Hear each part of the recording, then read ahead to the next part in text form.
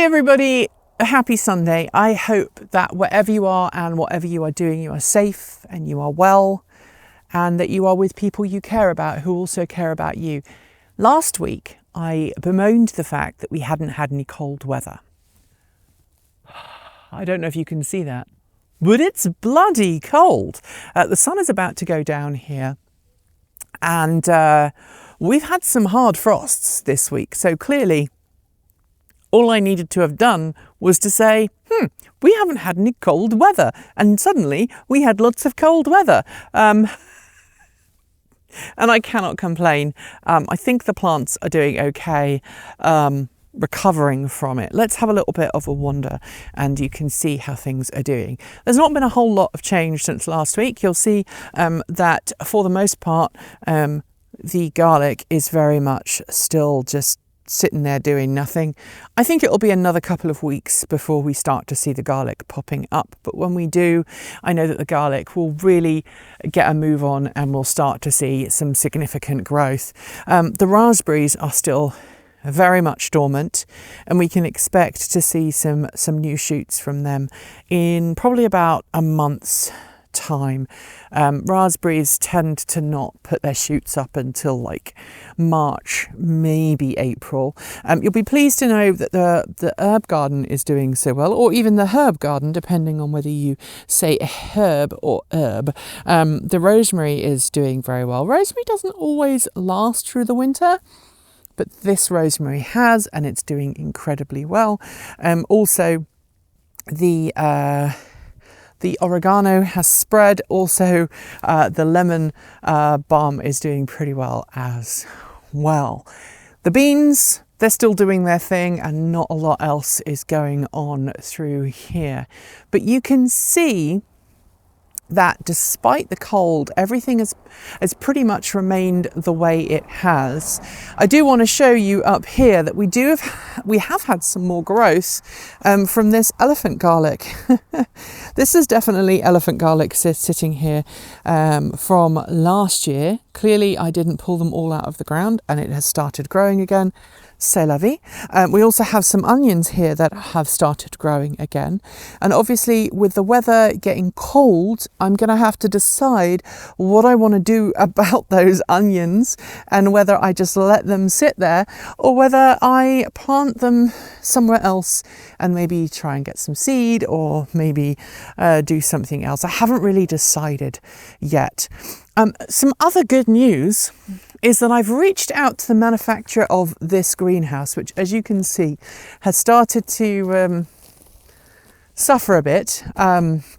The last winter storm that we had just before the Christmas holiday was pretty harsh on this, and some of the windows no longer properly close. Obviously, we've had some changes of the Velcro there, so they don't really work.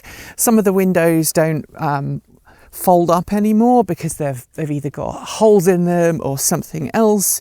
And of course you've also got these holes on the corner here. There's another one here, and the actual front of it's not doing great either. But I reached out to the manufacturer, Quick Tent, and Quick Tent basically got back to me and said, yeah, we'll send you a new one for $100. Just send us the money and we'll send you a new one. Which initially I was a little worried about, but actually I think I'm just going to do it. What's the worst that could happen? Like literally, what is the worst that could happen?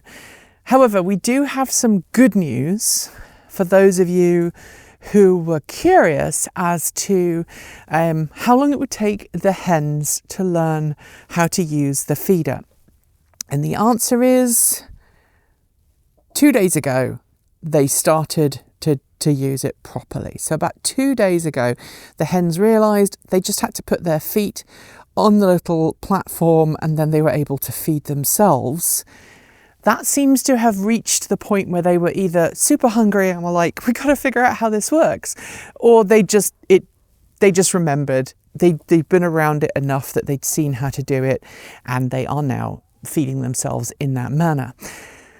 The problem is that it's also attracted a lot of interest from the local raccoon population. Now, as you know, as you can see here, we do have some holes down here that we need to address. I'm going to go and get some soil and fill those up probably later this week. But the local raccoon population have definitely been checking out the chicken coop and checking out the hens. Now, of course, at night time, the hens are all secure in their coop, so that is fine.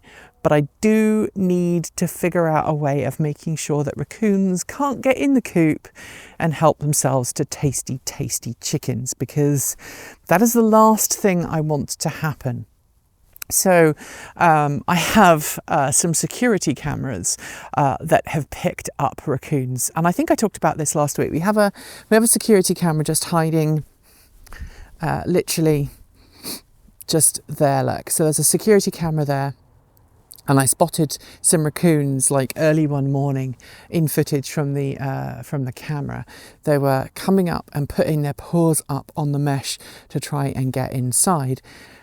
Nothing yet, they haven't got in. And then this camera right here has an IR extender on it, and the IR extender just means that you have more IR floodlight, and it shows the raccoons helping themselves to whatever they can in the garden, and of course wanting to have access to the hens. Now, we've been lucky thus far, but I'm not going to kind of say that necessarily everything is raccoon proof, because I don't think it is. So yeah, we're going to have to work on that and figure out how we're going to get that to work. The other thing that I've been playing with a little bit in the garden this week is LoRa, or in my case Meshtastic nodes.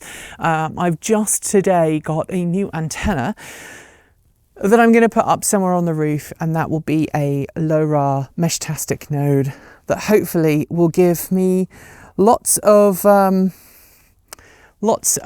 range to talk to other Meshtastic node operators in the area. For those who don't know, Meshtastic and Meshcore are both similar technologies that use certain frequency long-range radios to communicate, and it's a text-based communication system, but it's very fun. I've been playing with it, and we're going to implement it here at the house because I think it would be a really good way of making sure that we can stay in contact in the event of a natural disaster or some other event taking place that may or may not interrupt people's internet connectivity. So let me know if you'd like me to do a proper video on that next week. But in the meantime, tell me what's going on in your garden. Is it still cold? Is spring finally on the way? Or are you in the southern hemisphere and preparing for winter? Let me know in the down below. Don't forget to like. And also, thanks to the amazing list of people scrolling by right now, you can become a Patreon member from as little as $1.50 a month, and you can support the channel. You can support the network also by making one-off donations through Ko-fi or Bitcoin, or just by going and hitting a super thanks in YouTube. I always forget that, but that is also an option. I will see you this time next week. Be amazing, be kind, be safe. Remember to stand up for those people who need your voice to help lift theirs. And I will see you this time next week. Keep evolving.